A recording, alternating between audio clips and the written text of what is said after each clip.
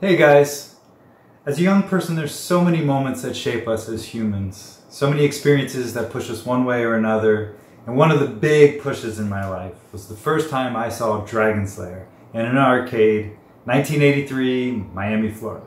I'm 8 years old. My dad gave me and my sisters $1 each to go play arcade games until we left the mall. I see this crowd, this big crowd around this new machine I've never seen before.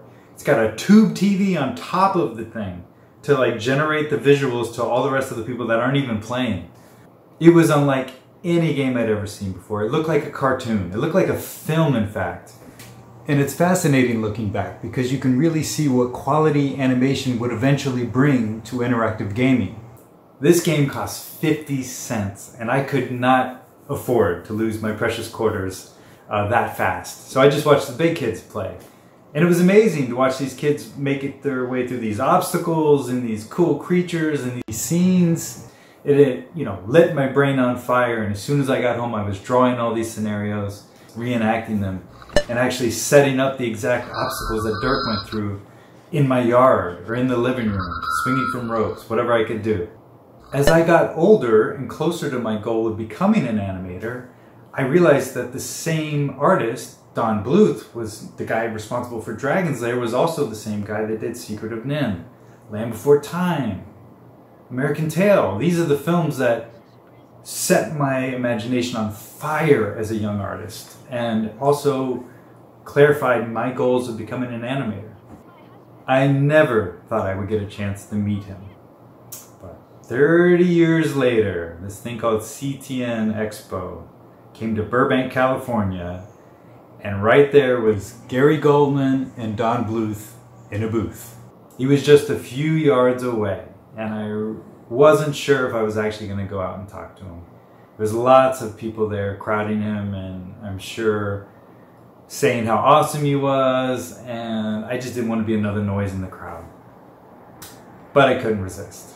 I told him my appreciation for steering me towards my goals, for the inspiration, and I'm sure he had heard this a gajillion times from all the other students or young animators, artists at CTN.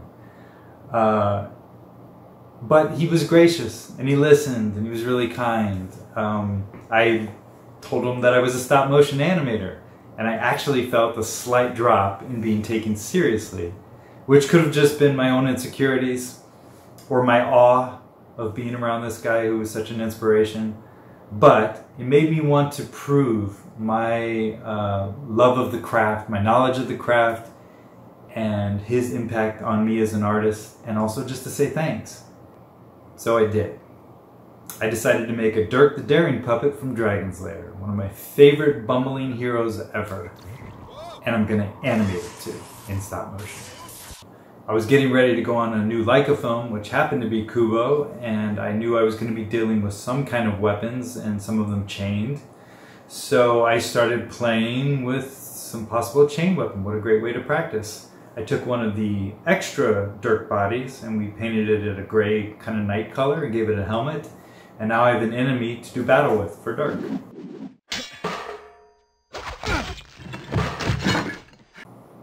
And another test.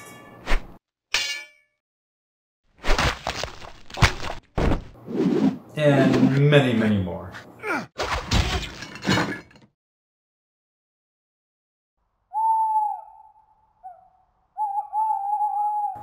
I had a lot of fun playing with Dirk. There was a lot of nostalgia and joy just for seeing this guy come to life.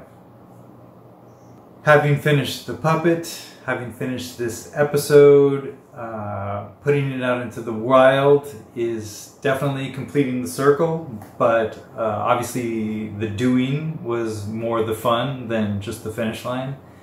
And you know, I just want to say thank you, Don Bluth, for all the inspiration and joy you brought to my life.